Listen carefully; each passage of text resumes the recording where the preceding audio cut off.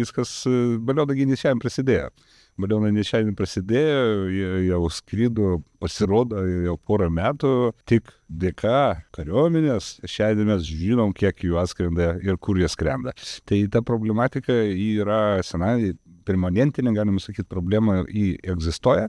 Paprasčiausiai mes ją išryškinam. Čia kaip su kelių eismo taisyklėms pažeidimus. Mes galim sakyti, kad šiandien jų nėra, bet jeigu pradėsim kontroliuoti, tai tikrai atrasim kažkas tai netaip važiuoja, kažkas greitai viršė ir taip toliau. Tai garbė teko man pradėti išspręsti rimtai.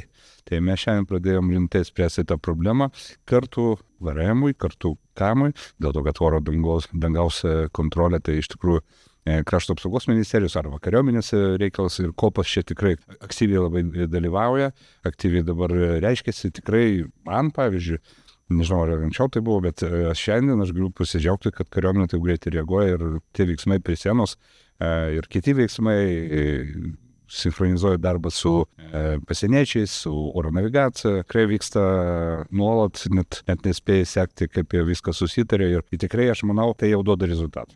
Toks hybridinis veiksmas, nesakyčiau, kad karas kažkoks hybridinis, bet toks tylus hybridinis veiksmas, kuris iš tikrųjų patogu turėti pas save, bet nieko nedaryti ir atrodo, kad čia ne aš šonė kažkur tai pastais. Ne, čia jau nepavyks.